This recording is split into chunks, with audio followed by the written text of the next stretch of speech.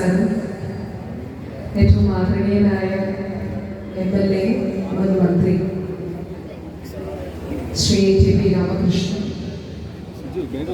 ഏറെ ആദരണീയരായിട്ടുള്ള ജനപ്രതിനിധികൾ, ജില്ലാ panchayat president Shrimati Sheeja Sasi, block panchayat president Shri MB Babu, ആദരണീയരായ മുൻ MLA-മാർ Shri AK Padmanabhan master, Shri K Kunhimuthu master, ബഹുമാന്യരായിട്ടുള്ള പഞ്ചായത്ത് പ്രസിഡന്റുമാർ എല്ലാവരും, പേരാമ്പ്ര ഗ്രാമപഞ്ചായത്ത് പ്രസിഡന്റ് ഉൾപ്പെടെ ബഹുമാന്യരായിട്ടുള്ള പഞ്ചായത്ത് പ്രസിഡന്റുമാർ, അതുപോലെ വിവിധ തദ്ദേശ സ്ഥാപനങ്ങളുടെ സ്റ്റാൻഡിംഗ് കമ്മിറ്റികളുടെ അധ്യക്ഷത വഹിക്കുന്ന ബഹുമാന്യർ,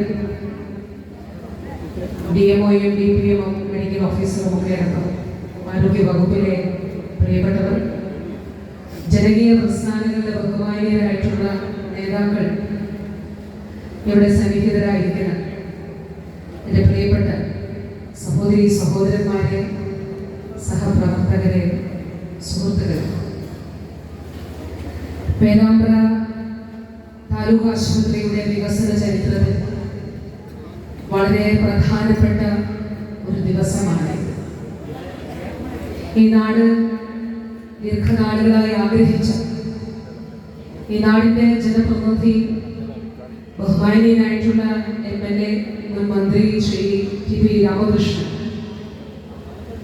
അദ്ദേഹം വളരെ ഇച്ഛാശക്തിയോടുകൂടി ഈ നാട്ടിലേക്ക് കൊണ്ടുവന്ന നമ്മുടെ താലൂക്ക് ആശുപത്രിയുടെ പുതിയ കെട്ടിടത്തിന് നിർമ്മാണത്തിന് തുടക്കമാകുന്ന ദിവസമാണ്.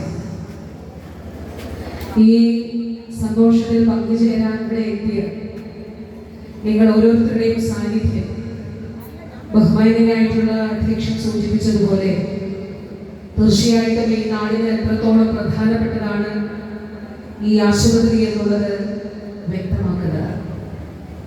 2008 അന്ന് ബഹുമാനിയായ ശ്രീമതി ടീച്ചർ ആരോഗ്യമന്ത്രിയായിരിക്കുമ്പോഴാണ് ഈ ആശുപത്രി താലൂക്ക് ആശുപത്രിയായിട്ട് ഉയർത്തപ്പെടുന്നത്.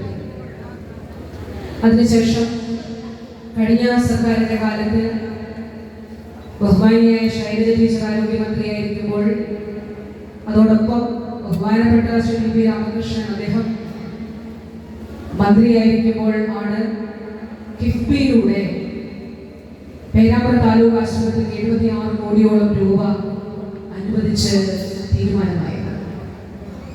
ഈ സർക്കാരിന്റെ കാലഘട്ടത്തിൽ അതിന്റെ സാങ്കേതികമായിട്ടുള്ള നിർമ്മാണത്തിനുള്ള സാങ്കേതികമായിട്ടുള്ള തടസ്സങ്ങളൊക്കെ പരിഹരിച്ചുകൊണ്ട് അത് നിർമ്മാണത്തിലേക്ക്, ടെൻഡർ നടപടികളൊക്കെ പൂർത്തീകരിച്ച് നിർമ്മാണത്തിലേക്ക് എത്തിയിരിക്കുകയും 18 മാസമാണ് ഇതിന്റെ നിർമ്മാണ കാലയളവ്. അതാണ് ഞാൻ പറഞ്ഞത്, ഇത് പല ഘട്ടങ്ങളിലും നമുക്ക് മുന്നോട്ട് പോകാതെ തടസ്സപ്പെടുത്തുമെന്ന് തോന്നിയപ്പോഴൊക്കെ തന്നെ ബഹുമാന്യനായിട്ടുള്ള MLA-യുടെ വളരെ വളരെ ഇച്ഛാശക്തിയോടെ ഇടപെടൽ, അതോടൊപ്പം തന്നെ ബ്ലോക്ക് പഞ്ചായത്ത് അതിനൊപ്പം നിന്നുകൊണ്ട് ഇത് സാധ്യമാകുന്നതിന് വേണ്ടി നടത്തിയ പരിശ്രമം, ഇതിൻ്റെയൊക്കെ ഫലമായിട്ടാണ് ഇത് സാക്ഷാത്കരിക്കപ്പെടുന്നത്. നമുക്ക് ഒരു 8 വർഷം മുൻപോ അല്ലെങ്കിൽ പണ്ട് ചിന്തിക്കാൻ പോലും കഴിയാതിരുന്ന രീതിയിലുള്ള വികസന പ്രവർത്തനമാണ് ആരോഗ്യ മേഖലയുമായി ബന്ധപ്പെട്ട് നമ്മുടെ നാട്ടിലുണ്ടാകുന്നത്. വിദ്യാഭ്യാസ മേഖല, അടിസ്ഥാന സൗകര്യ വികസന മേഖല, അതെങ്ങനെയാണ് സാധ്യമായത്? കിഫ്ബിയിലൂടെയാണ്. അതായത് സാധാരണ ഒരു വകുപ്പിന്റെ പ്ലാൻ ഫണ്ടിൽ ഒരു വർഷം ഒരു ആശുപത്രിക്ക് വേണ്ടി, ഉദാഹരണത്തിന്, ചെലവഴിക്കാൻ കഴിയുന്ന പരമാവധി തുക ഒരു 50 ലക്ഷം രൂപ, അല്ല ഏറിയാലോ അത്ര അത്യാവശ്യം മറ്റ് 2-3 ആശുപത്രികളൊക്കെ കട്ട് ചെയ്താൽ 1 കോടി രൂപ, അത് വളരെ റെയറായി. ആ 1 കോടി രൂപ കൊണ്ട് ഈ രീതിയിലുള്ള ഒരു കെട്ടിടം നമുക്ക് ഒരു കാലത്ത് നിർമ്മിക്കാൻ പറ്റില്ല. ഇപ്പൊ പണ്ട് ഒക്കെ പ്ലാൻ ഫണ്ടിൽ ഓരോ വർഷവും തുക അനുവദിച്ച് വരുന്ന പല കെട്ടിടങ്ങൾ എങ്ങനെയാണ്? ആദ്യ വർഷം 25 ലക്ഷം വെക്കും, പിന്നീട് 15 ലക്ഷം വെക്കും. ഇങ്ങനെ ഓരോ വർഷത്തെയും പദ്ധതി വിഹിതത്തിൽ നിന്ന് പണം അനുവദിച്ചുകൊണ്ട് ഒരു വലിയ പ്രോജക്റ്റ് ഒക്കെ സാധ്യമാകും. 10-20 വർഷം അവിടെയാണ് കിഫ്ബി ആവിഷ്കരിച്ചത്. ആവിഷ്കരിച്ചുകൊണ്ട് നമ്മുടെ അടിസ്ഥാന സൗകര്യ വികസന മേഖലയിൽ അത് ആരോഗ്യരംഗമാകട്ടെ, അത് വിദ്യാഭ്യാസ രംഗമാകട്ടെ, അതല്ല പൊതു ഗതാഗത സൗകര്യങ്ങൾ ഒരുക്കുന്നതാകട്ടെ, അതിനു വേണ്ടിയിട്ടുള്ള ഇടപെടലാണ്. ഇപ്പൊ കോഴിക്കോട് ജില്ല നമ്മൾ എടുത്ത് നോക്കിയാൽ ഫറൂഖിൽ താലൂക്ക് ആശുപത്രിയുടെ നിർമ്മാണം കിഫ്ബിയിലൂടെ പൂർത്തീകരിച്ചുകൊണ്ടിരിക്കുകയാണ്.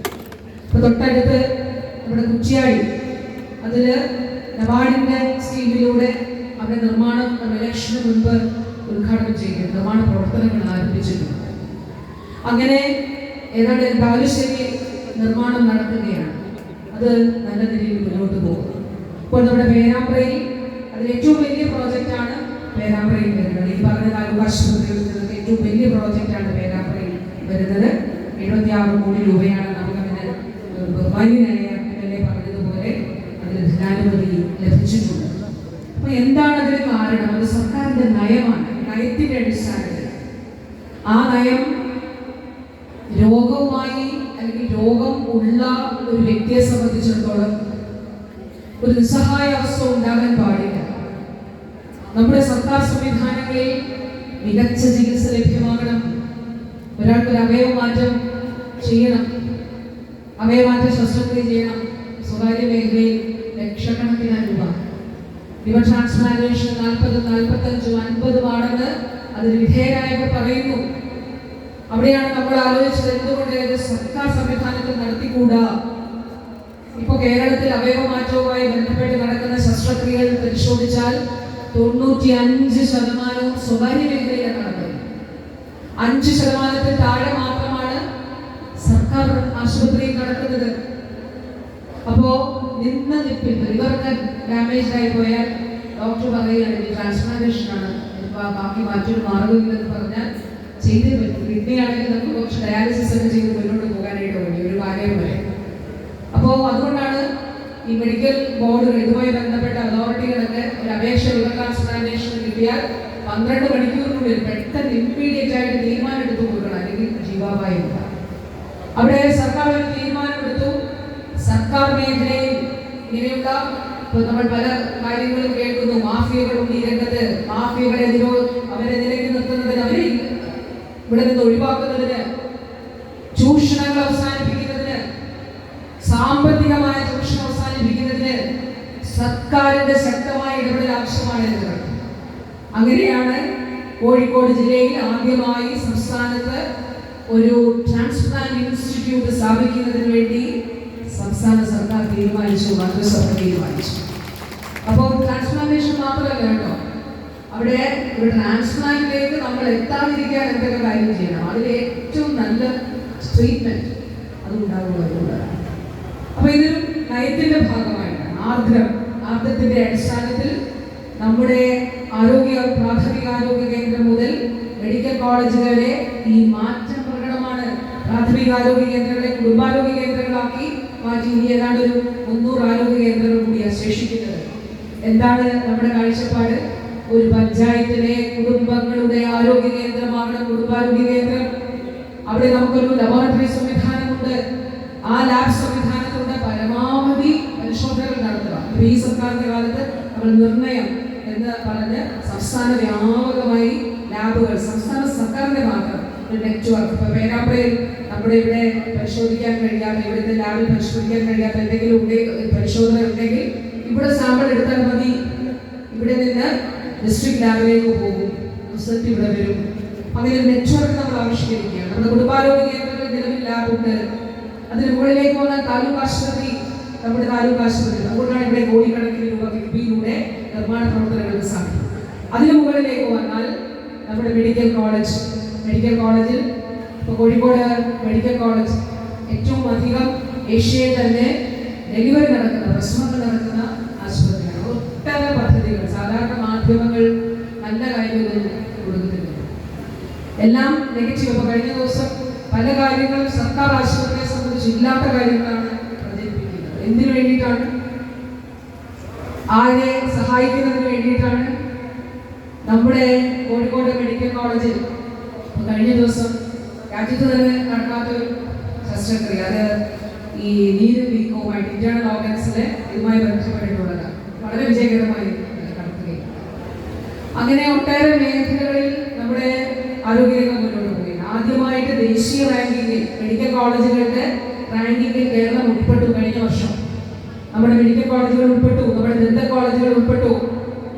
അവിടെ നിന്ന് കൂടുതൽ മെഡിക്കൽ കോളേജുകൾ അതിലേക്ക് ഉൾപ്പെടുത്താനായിട്ട് പോവുകയാണ്, അല്ലെങ്കിൽ അതിനു വേണ്ടിയിട്ടുള്ള പരിശ്രമം നമ്മൾ തുടരുകയാണ്. അതോടൊപ്പം തന്നെ പരമാവധി സൗജന്യ ചികിത്സ, അതാണ് സർക്കാരിന്റെ ലക്ഷ്യം. അപ്പോൾ സർക്കാർ ആശുപത്രികളിൽ ഈ സൗകര്യം ഒരുക്കുമ്പോൾ നമ്മുടെ ലക്ഷ്യം എല്ലാവർക്കും ആരോഗ്യ പരിരക്ഷ എന്നത് തന്നെയാണ് സർക്കാരിന്റെ നയം. എല്ലാവർക്കും ആരോഗ്യ പരിരക്ഷ. അപ്പോൾ അത് കഴിഞ്ഞ വർഷം നമ്മൾ സൗജന്യ ചികിത്സയ്ക്കായിട്ട് സംസ്ഥാന സർക്കാർ ചെലവഴിച്ചത് 1600 കോടി രൂപയാണ്. ആ 1600 കോടി രൂപ ഈ പറഞ്ഞതുപോലെ ക്യാൻസറിന്റെ അല്ലെങ്കിൽ ട്രാൻസ്പ്ലാന്റേഷൻ, മറ്റ് ശസ്ത്രക്രിയക്ക് ആവശ്യമായി വരുമ്പോൾ നിസ്സഹായരായി പോകുന്ന ജനങ്ങളെ ചേർത്ത് പിടിച്ചുകൊണ്ടുള്ള അവർക്ക് വേണ്ടിയിട്ടുള്ള സൗജന്യ ചികിത്സ എല്ലാവർക്കും അത് ലഭ്യമാക്കുന്നതിന് വേണ്ടിയിട്ടുള്ള പരിശ്രമമാണ് സർക്കാർ നടത്തുന്നത്. ഇവിടെ നമ്മുടെ പേരാമ്പ്ര താലൂക്ക് ആശുപത്രിയെ സംബന്ധിച്ചിടത്തോളം വളരെ മികച്ച രീതിയിൽ ഇവിടെ ഗവൺമെന്റിനെ എംഎൽഎയുടെ ഫണ്ട് അനുവദിച്ചുകൊണ്ട് ഒരു നില പണിയുകയും അവിടെ ബ്ലോക്ക് പഞ്ചായത്തിന്റെ കൂടിയ സഹകരണത്തോടുകൂടി നല്ല നിലയിലുള്ള ഡയാലിസിസ് യൂണിറ്റ്, വളരെ ജനകീയമായിട്ട് ഒരു ഡയാലിസിസ് യൂണിറ്റ് അവിടെ പ്രവർത്തിക്കുന്നു. അതോടൊപ്പം ബ്ലോക്ക് വികസന ഫണ്ടിലൂടെ വയോജനങ്ങൾക്കുള്ള മൊബൈൽ മെഡിക്കൽ യൂണിറ്റ് കേരളത്തിൽ തന്നെ ഏറ്റവും കാര്യക്ഷമമായി നടപ്പിലാക്കുന്ന പദ്ധതിയാണ് ഇത് എന്നുള്ളത് വളരെ അഭിമാനപൂർവ്വം പറയാനായിട്ട് ആഗ്രഹിക്കുകയാണ്. അതോടൊപ്പം മറ്റനേകം പദ്ധതികൾ ഞാനെല്ലാം ഇവിടെ എടുത്തു പറയാനായിട്ട് ആഗ്രഹിക്കുന്നില്ല. ഒരു കാര്യം കൂടിയേ ഉള്ളൂ, ഞാൻ കാസ്പിന്റെ കാര്യം പറഞ്ഞു, സമഗ്ര ആരോഗ്യ പരിരക്ഷ, സൗജന്യ ചികിത്സ. ഇപ്പോൾ ചില നാട്ടിൻ പ്രദേശങ്ങളിലൊക്കെ ചില ക്യാമ്പുകൾ സംഘടിപ്പിക്കുന്നതായിട്ട് കാണുന്നുണ്ട്. അതെന്താണെന്നറിയോ? ഞങ്ങൾ ആരോഗ്യ കാർഡ് തരാൻ പോവാണ്, നിങ്ങൾക്ക് ഈ ആരോഗ്യ കാർഡ് ഉണ്ടെങ്കിൽ നിങ്ങൾക്ക് സൗജന്യ ചികിത്സ ലഭിക്കും. അത് തെറ്റായിട്ടുള്ളൊരു പ്രചരണമാണ്. ആരോഗ്യ ഇൻഷുറൻസ് കാർഡ് നൽകുന്നത് സംസ്ഥാന സർക്കാരിൻ്റെ സ്റ്റേറ്റ് ഹെൽത്ത് ഏജൻസിയാണ്. അതൊരു കോഡുണ്ട്, ആ കോഡ് ഉപയോഗിച്ചുകൊണ്ടാണ് അത് നൽകുന്നത്. അപ്പോൾ ജനങ്ങളെ കബളിപ്പിക്കുന്നതിന് വേണ്ടിയിട്ടുള്ള ചില ശ്രമങ്ങൾ കൂടി നടക്കുന്നുണ്ട്. അപ്പോൾ അതിൽ നമ്മൾ തെറ്റിദ്ധരിക്കപ്പെടാൻ പാടില്ല. അങ്ങനെ സ്റ്റേറ്റ് ഹെൽത്ത് ഏജൻസി തന്നെയാണ് ആ കാർഡ് നൽകേണ്ടത്. അതുകൂടി ഈ ഒരു അവസരത്തിൽ ശ്രദ്ധയിൽപ്പെടുത്തുന്നതിന് വേണ്ടി ഞാൻ ഈ അവസരം ഉപയോഗിക്കുകയാണ്. ഒരു കാര്യം കൂടി പറഞ്ഞതിന്റെ വാക്കുകൾ അവസാനിപ്പിക്കുകയാണ്. 18 മാസമാണ് നമ്മുടെ കാലയളവ്. പക്ഷെ 2025 ഡിസംബറിനോടുകൂടി തന്നെ ഒരാളുകളാണ് നിർമ്മാണം ചുമതല. നമുക്ക് 2025 ഡിസംബറിനോടുകൂടി അതിമനോഹരമായ പുതിയ നമ്മുടെ കെട്ടിടം ഇവിടെ പൂർത്തിയാകണം. അപ്പോൾ ബഹുമാനപ്പെട്ട MLA ഇവിടെ പറഞ്ഞു, അതുപോലെ ബഹുമാനായ ബ്ലോക്ക് പഞ്ചായത്ത് പ്രസിഡന്റ് പറഞ്ഞു. നമ്മുടെ താലൂക്ക് ആശുപത്രി തലത്തിലുള്ള ആദ്യത്തിന്റെ അടിസ്ഥാനത്തിൽ സ്പെഷ്യാലിറ്റി സേവനങ്ങൾ ആരംഭിക്കുന്നത് താലൂക്ക് തലം മുതലാണ്. അപ്പോൾ സ്പെഷ്യാലിറ്റി സേവനങ്ങൾ, സൂപ്പർ സ്പെഷ്യാലിറ്റി സേവനങ്ങളൊക്കെ നമുക്ക് താലൂക്ക് തലം മുതൽ ലഭ്യമാകുന്നതാണ്. തീർച്ചയായിട്ടും ഈ ആശുപത്രിയുടെ നിർമ്മാണം പുരോഗമിക്കുന്ന മുറയ്ക്ക് ഇവിടെ ആവശ്യമായിട്ടുള്ള മറ്റ് ആരോഗ്യ പ്രവർത്തകരുടെ തസ്തിക കൂടി സൃഷ്ടിക്കുന്നതിന് സർക്കാർ പ്രതിജ്ഞാബദ്ധമാണ് എന്നുള്ളത് പറഞ്ഞുകൊണ്ട് ഒരു കാര്യം കൂടി, നമ്മുടെ ആശുപത്രി നിർമ്മിക്കുന്ന പുതിയ സംവിധാനം കൊണ്ടുവരുന്നു. അതോടൊപ്പം അതിനേക്കാളും വളരെ പ്രധാനപ്പെട്ടതാണ് എല്ലാവരും ആരോഗ്യത്തോടെ ഇരിക്കുക എന്നുള്ളത്. കേരളത്തിന്റെ ആരോഗ്യ മേഖല നവോത്ഥാന കാലഘട്ടത്തിൽ തുടങ്ങി ആദ്യ സർക്കാരിന്റെ കാലഘട്ടത്തിൽ, VMSന്റെ കാലഘട്ടത്തിൽ സാർവത്രിക വിദ്യാഭ്യാസ നിയമം ഉൾപ്പെടെയുള്ള വിപ്ലവകരങ്ങളായിട്ടുള്ള നിയമനിർമ്മാണങ്ങളിലൂടെ നമുക്കുണ്ടായ വിദ്യാഭ്യാസ മുന്നേറ്റത്തിലൂടെയും സാമൂഹ്യ മുന്നേറ്റത്തിലൂടെയുമാണ് മികച്ച ആരോഗ്യ ബോധ്യങ്ങൾ നമുക്കുണ്ടായിട്ടുള്ളത്. ആ ആരോഗ്യ ബോധ്യങ്ങളിൽ നിന്നാണ് മികച്ച ആരോഗ്യ സൂചകങ്ങൾ നമുക്കുണ്ടായിട്ടുള്ളത്. അവിടെ നിന്നാണ് ഇൻഫന്റ് മോർട്ടാലിറ്റി, നവജാത ശിശു മരണ നിരക്ക് രാജ്യത്ത് ഏറ്റവും കുറവ് നമ്മുടേതാണ്. മാതൃമരണ നിരക്ക് ഏറ്റവും കുറവ് നമ്മുടേതാണ്. ആയുർദൈർഘ്യം ഏറ്റവും കൂടുതൽ നമ്മുടേതാണ്. ആയുർദൈർഘ്യം 76 മുകളിൽ നിൽക്കുമ്പോഴും ഒരു കാര്യം, നമ്മൾ ജീവിക്കുന്ന കാലയളവ് രോഗമില്ലാതെ ആരോഗ്യത്തോടെ ജീവിക്കുക എന്നുള്ളതാണ് വളരെ പ്രധാനപ്പെട്ട കാര്യം. നവകേരള കർമ്മ പദ്ധതിയുടെ ഭാഗമായി ആർദ്ര ബ്ലഡിലൂടെ നമ്മൾ 10 കാര്യങ്ങൾ വിഭാവനം ചെയ്തപ്പോൾ അതിൽ 1, 2, 3 കാര്യങ്ങൾ ഇതുമായി ബന്ധപ്പെട്ടുള്ളതാണ്. ജീവിതശൈലി രോഗങ്ങൾ ഒഴിവാക്കുക, പ്രതിരോധിക്കുക. ഇനി ഉള്ളവരോ കൃത്യമായ ചികിത്സ നേടിക്കൊണ്ട് അത് നിയന്ത്രണ വിധേയമായി നിലനിർത്തുന്നു എന്നുള്ളത് ഉറപ്പാക്കുക.